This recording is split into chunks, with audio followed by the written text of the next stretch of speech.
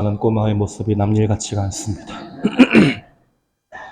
이번 주는 연중 제16주일이고 오늘은 밀과 가라지를 수확 때까지 세상 종말까지 함께 자라도록 내버려 두시는 하느님 자비의 섭리에 대해서 좀 살펴보도록 하겠습니다. 워낙 오래전 드라마라 기억이 잘 안 나실 수도 있는데 옛날에 이런 게 있었습니다. 무슨 드라마인지 아시겠어요? 저도 태조왕건에 나오는 누구죠? 궁예가 뭐 할 때 저거 하는 거예요? 이거 원래 저기 성대모사를 해줘야 사는데 내 관심법으로 보아하니 이놈 마음속에 마구니가 들었어 라는 대사가 있었습니다. 자기가 살아있는 미륵불의 현실이고 그래서 자기가 하는 모든 판단이 절대적이고 무조건 맞기 때문에 내가 너는 나쁜 녀석이야 라고 판단하면 그 사람은 나쁜 사람이 돼서 처벌을 받는 아주 대단한 폭정을 했던 궁예라고 하는 인물이 했던 말입니다. 그런데 이렇게 극단적인 경우에 뿐만 아니라 우리 인간 사회에서 많은 경우에 어떤 사람이 자기가 가지고 있는 혼자만의 기준과 가치관으로 다른 사람의 선과 악을 섣불리 규정하고 판단하고 심판하고 하려고 하다 보면 늘 그런 일들은 그 사회에 대단한 부작용을 초래할 뿐만 아니라 선량한 사람들을 피해자로 만들기도 합니다. 인류 역사 안에서 그런 경우들이 이미 수없이 반복되어 왔음을 우리는 확인해 온 바가 있지요. 첫 번째는 중세시대에 수도 없이 이루어졌던 마녀 사냥이라는 게 있었습니다.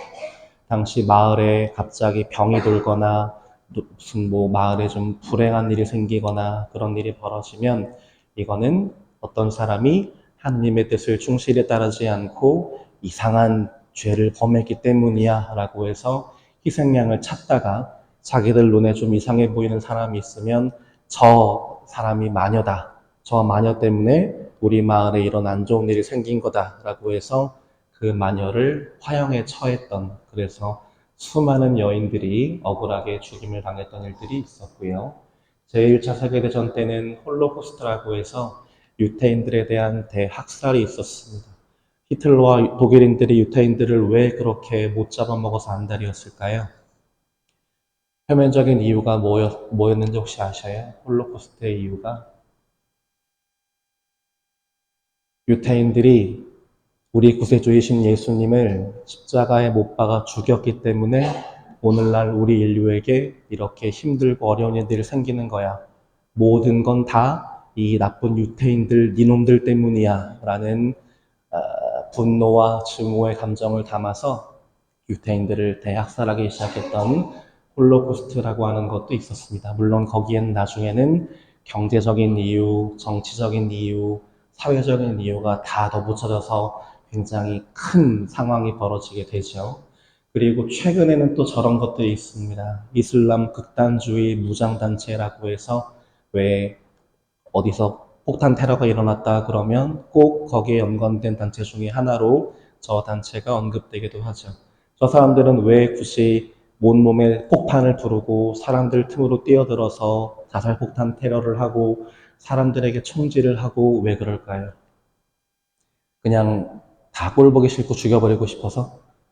그렇지 않고요. 저 사람들은 또 저 사람들 나름대로 종교적인 신념으로 그렇게 하는 겁니다.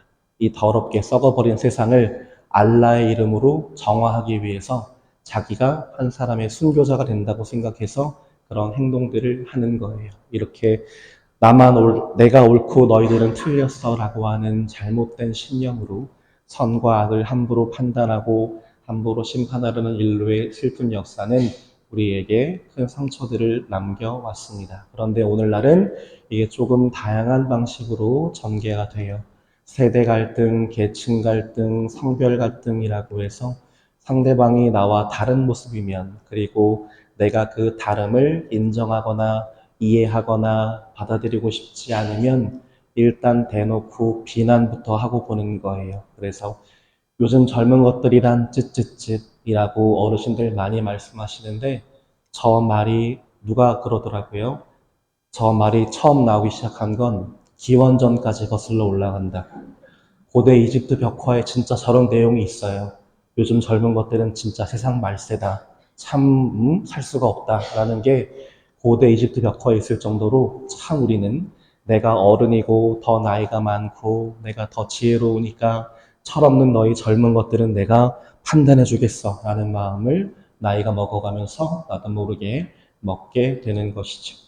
그래서 오늘 복음은 이렇게 함부로 누군가를 심판하고 단죄하고 하려는 우리들에게 예수님께서 주시는 메시지입니다. 우리가 함부로 선과 악을 심판해서 그 악을 단죄하고 뿌리 뽑으려고 한다고 해서 그 악이 실제로 제거되는 게 아니라는 뜻입니다. 선과 악은 매우 복잡하고 심오한 문제이기 때문이에요.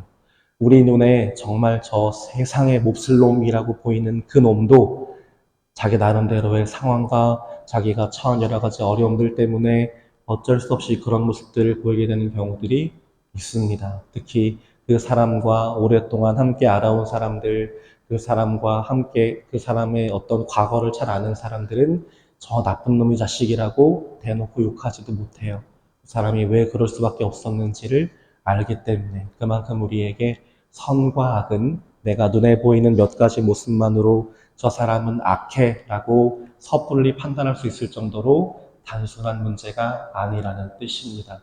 또한 우리 인간은 복잡하고 다양한 관계로 서로 다 엉켜있기 때문에 너는 악이야 라고 해서 내가 너만 뿌리 뽑으면 세상이 밝아질 거야 라고 해서 그 사람을 제거하면 문제는 그 사람만 제거되는 게 아니라 그 사람과 직간접적으로 관계를 맺고 있는 모든 사람들이 그거로 인해서 피해와 상처를 받을 수밖에 없는 것이 오늘날 우리가 살아가는 인간 세상이라고 하는 구조입니다. 그래서 예수님은 이런 인간 세상의 구조를 밀과 가라지라고 하는 비유를 통해서 우리에게 오늘 설명해 주고 계시는 겁니다.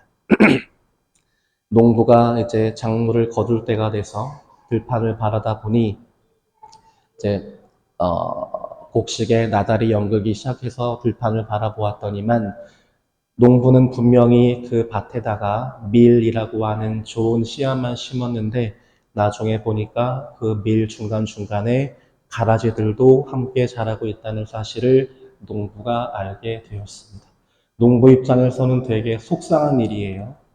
왜 그러냐면 가라지는 밀이 자라는 걸 방해하고 밀이 자라는 걸 방해하면 그 가라지로 인해서 그만큼 내가 더 많은 곡식을 얻을 수 없게 되기 때문에 밀과 가라지가 함께 자라는 것은 농부들에게는 굉장히 나쁜 일입니다. 여기서 밀이라고 하는 표징으로 드러나는 것은 하느님 뜻에 충실하게 살아가는 사람들을 가리키는 것이고 가라지라고 하는 상징으로 드러나는 것은 하느님 뜻을 따르지 않고 욕심과 본능에 따라 사는 사람들을 가리키는 것인데 줄기가 나서 열매를 맺기 시작할 때 그 가라지들도 드러났다라고 하는 뜻입니다. 오늘날 살아간 우리 세상을 바라봐도 그렇지요. 어떤 사람들이 보여주는 행동을 봤을 때, 어떤 사람들이 행동을 한 결과를 봤을 때, 저 사람은 참 나쁜 사람이네, 왜 저러는 거야 라고 하는 생각을 나도 모르게 할 때가 있습니다. 근데 우리는 그런 생각을 함부로 해서는 안 된다라는 뜻이고요. 가라지라고 하는 것은 우리말로는 이제 독보리라고도 하는데요. 진짜 밀이랑 비슷하게 생겼어요. 이렇게 나달 연그는 모습을 보시면 옆에 두고 하나하나 꼼꼼하게 살펴봐도 구분하기가 쉽지 않습니다. 그런데 이 가라지는 그 밀을 키우는 농부의 입장에서 세상에서 더 많은 이익을 얻기를 바라는 우리의 입장에서는 잡초지만 사실은 저 친구는 죄가 없어요. 그냥 하느님께서 창조하신 피조물 중에 하나고 그 피조물로서 세상에 퍼져서 열심히 자랄 뿐입니다. 다시 말해서 가라지라고 하는 건 그 존재 자체로 저주받아야 할 절대적인 악이 아니라는 뜻입니다. 그냥 우리 인간의 눈에 그렇게 비칠 뿐이지요. 그런데 사람들은 오늘 비유에 나오는 사람들이 예수님의 말씀을 듣고 저렇게 이야기합니다. 그러면 저희가 가서 저 나쁜 가라지들을 싹 다 뽑아버릴까요? 라고 밭 주인에게 비유 속에서 묻습니다. 근데 이 구절을 통해서 어떤 말씀이 떠올랐냐면 야고보와 요한 두 제자가 예수님과 함께 길을 가다가 사마리아 고을 사람들에게 배척을 받은 다음에 했던 이야기가 떠올랐어요.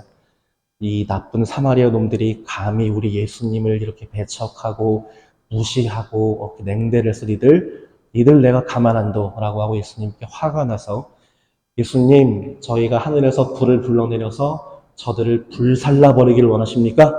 라고 그 두 제자가 예수님께 말씀드렸다가 예수님으로부터 아주 따끔하게 혼이 났던 이야기가 있었죠. 바로 그런 모습을 떠올리게 합니다. 사실 우리 마음은 그런 거예요. 말로는 저 나쁜 놈들을 세상에서 뿌리 뽑아야 우리 세상이 살기 좋아져 라고 하지만 그렇게 이야기하는 우리의 근본적인 심리를 들여다보면 저 사람이 내 눈에 거슬려. 저 사람이 내가 세상을 살아가면서 더 많은 이익을 거두고 더 큰 성공을 얻는 데에 아주 방해가 돼. 그래서 내가 꼭 너를 제거해야겠어. 라는 마음을 우리는 먹게 되는데 그런 마음으로 하는 이야기가 바로 그러면 저희가 저 가라지들을 거두어 버릴까요? 싹 다 뽑아 버릴까요? 라고 하는 이야기라는 거죠. 그런데 아까 우리가 가라지에서도 잠깐 이야기했지만 내가 저 사람은 악이야 라고 규정하는 그 사람, 정말 그 사람은 존재 그 자체로 하느님의 저주를 받아야 할 절대적인 악일까요?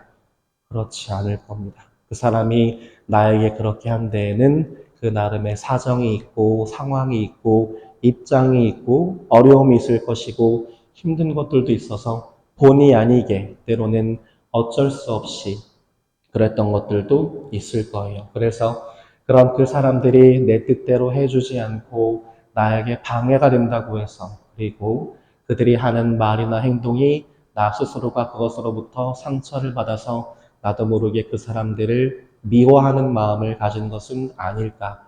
그래서 그런 미움을 통해서 그 사람들을 바라보기 때문에 그 사람들이 하는 모든 것들이 다 악해 보이고 그래서 그 사람들은 나쁜 놈들이야 라고 단죄하고 심판하라는 모습을 보이는 건 아닌가라고 하는 말을 우리는 이 말을 통해서 스스로의 모습을 돌아볼 필요가 있는 것이죠. 그래서 이 그림, 이 사진 안에도 잘 찾아보시면 밀과 가라지가 같이 있어요. 구분 되십니까? 심지어 나달까지 맺혀 있는데 잘 안 되시죠? 뽑을 수 있겠어요? 가라지만 쏙쏙 못 뽑습니다. 선과 악도 마찬가지예요. 선과 악은 그 결과만이 아니라 전체적인 행실과 그런 행동을 한 그 사람의 의도와 그런 모든 것들이 100% 완전하게 온 천하에 드러나기 전까지는 이것은 선이야 혹은 이것은 악이야 라고 제대로 구별할 수가 없습니다. 또한 밀과 가라지가 서로가 뿌리가 하나로 엉켜 있어서 하나를 뽑으면 다른 하나까지도 뽑혀 나오는 피해를 당하는 것처럼 우리가 선인이라고 부르는 사람도 우리가 악인이라고 부르는 사람도 서로 밀접한 관계 안에서 살아가기 때문에 그 사람을 세상에서 뽑아낸다고 해서 그 사람만 쏙 뽑혀 나가는 게 아니라 그 사람과 연결되어 있는 다른 수많은 사람들이 그로 인해서 피해와 상처를 받게 되고 그렇게 피해와 상처를 받게 되는 사람 중에는 그 사람을 뽑으려고 했던 나 자신도 들어가 있을 수 있습니다. 그래서 우리는 선과 악을 함부로 판단할 수도 없거니와 함부로 판단해서도 안 되는 것이지요. 그래서 예수님께서 우리에게 비유를 통해서 말씀하십니다. 너희가 가라지들을 거두어 내려다가 밀까지 함께 뽑아버릴지도 모른다. 그러니 수확 때까지 세상 종말 때까지 둘 다 함께 자라도록 내버려 두어라 라고 예수님은 우리에게 이야기하십니다. 이 이야기를 통해서 저는 한 가지 성경 구절이 떠올랐어요. 집 지는 이들이 내버린 돌, 그 돌이 모퉁이의 머릿돌이 되었네 라고 하는 성경 구절이 떠올랐습니다. 저 성경 구절은 예수님께도 해당되는 구절이었어요. 저런 나자렛 시골 마을에서 나온 촌놈 자식이 우리 구세주일 리가 없어 라고 예수님을 무시하고 핍박하고 배척했지만 율법학자와 바리사이들이 그렇게 무시하고 배척했던 그 내버렸던 돌이 우리 구원이라고 하는 모퉁이의 머릿돌이 되었던 것처럼 내가 지금은 저 사람은 우리 사회에서 아무 필요가 없어. 우리 사회에 진짜 나쁜 영향만 끼치는 저 사람은 악이야. 라고 생각하는 그 사람을 통해서도 하느님은 당신의 놀라운 구원의 섭리를 우리에게 보여주신다라고 하는 뜻도 될 겁니다. 그래서 우리가 한 가지 잊지 말아야 할 것은 우리가 믿고 따르는 주님께서는 가라지가 제 아무리 방해한다라고 하더라도 우리를 사랑하시고 우리를 구원하시고 우리의 참된 행복을 바라시는 당신의 뜻을 주님은 반드시 이루신다라고 하는 것입니다. 또한 주님께 더 가슴 아픈 일은 가라지와 밀이 함께 자라서 밀이 피해를 입는 게 아니라 가라지가 우리가 가라지라고 부르는 세속적인 욕망에 휘둘리는 사람들이 당신의 뜻을 외면하며 사는 사람들이 끝까지 회개하지 않아서 구원받지 못하는 것이 우리 주님께서 더 슬퍼하시는 일이다라고 하는 것을 우리는 분명히 알아야 됩니다. 그래서 예수님께서도 우리가 가라지라고 생각하는 그 사람들이 회개할 수 있도록 그 사람들이 구원받아서 하느님 나라에서 기쁘게 살아갈 수 있도록 마지막에 마지막까지 기회를 주시기 위해서 인내와 자비로 세상 종말까지 꼭 참고 기다려 주신다라고 하는 뜻입니다. 그런데 우리는 그렇다고 해서 또 한 가지를 착각해서는 안 됩니다. 하느님은 자비롭고 인자한 분이시지만 그렇다고 해서 하느님께서 우리가 대충 막 살아도 우리가 그 자비에 대충 기대서 아무나 구원받을 수 있다는 뜻은 절대 아닙니다.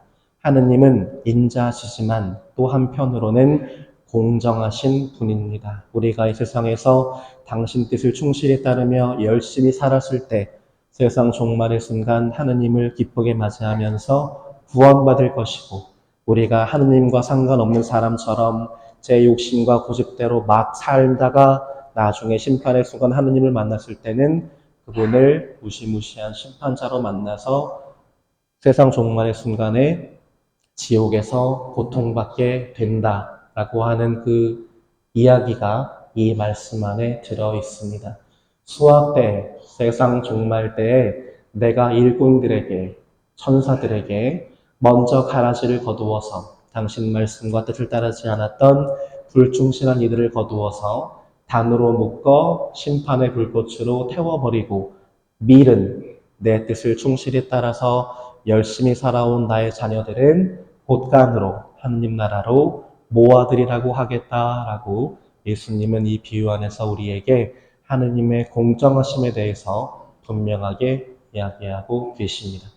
주님은 자비로운 분이시지만 우리에게 그 행실대로 분명하게 갚으시는 공정하신 분이기도 합니다. 세상 종말 때에 하느님 뜻에 따라서 충실하게 살아온 사람들은 하느님 나라로 가고 하느님 뜻을 거스르면서 악하게 살아온 사람들은 멸망하게 될 겁니다. 이건 변치 않는 사실이고 우리가 믿어야 할 진실이죠. 그렇기 때문에 우리는 더더욱 내 손에 피를 묻힐 이유가 없는 거예요. 심판은 하느님께서 하실 거고 하느님만 하실 수 있는데 마치 내가 심판할 수 있는 것처럼 착각하면서 함부로 칼을 휘두르면서 다른 사람들에게 피해를 주고 상처를 주고 하는 건 하느님이 절대 우리에게 바라시는 일이 아니라는 뜻입니다. 심판은 하느님 손에 맡기면 됩니다.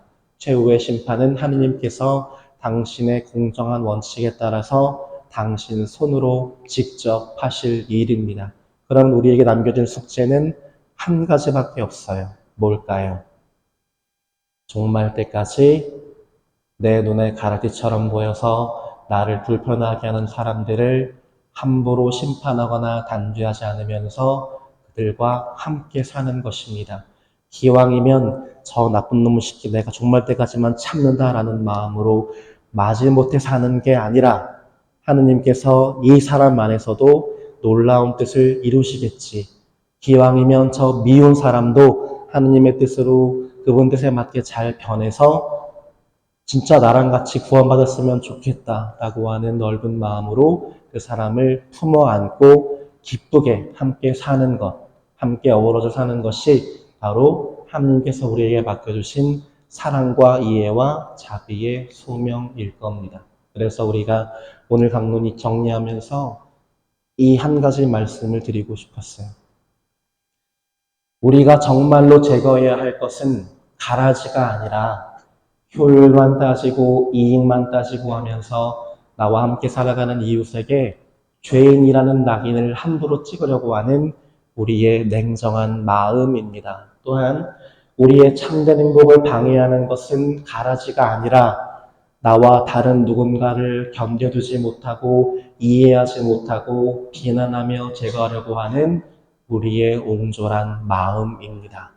다시 말해서 저 나쁜 놈 하느님 왜 두고 보시는 거야? 라고 해서 내가 저 사람 때문에 불행하게 살고 내가 저 사람 때문에 내가 더 누릴 수 있는 걸 못 누리는 거가 아니라 그 사람을 심판하고 단죄하려는 마음 때문에 내 마음이 냉정해지고 옹졸해져서 더 기쁜 걸 누릴 수가 없게 된다라고 하는 뜻입니다. 그래서 우리가 마음속에 나와 다른 누군가를 존중하고 받아들일 수 있는 관대한 마음을 품고 산다라고 한다면 다른 사람들에게 상처를 남겨야만 겨우 조그마하게 얻을 수 있는 작은 이익보다 훨씬 더 큰 사랑의 선물들을 충만하게 누리면서 함께 살아갈 수 있습니다. 그래서 이번 한 주를 지내시면서 나 자신과 한 가지만 약속해 주셨으면 좋겠어요. 다른 사람들 함부로 심판하거나 비난하지 않기. 특히 뉴스에 나오는 나쁜 놈들, 이놈 시키 나쁜 시키라고 욕하는 대신에 하느님 저 사람을 올바른 길로 이끌어주세요 라고 기도해 주시기.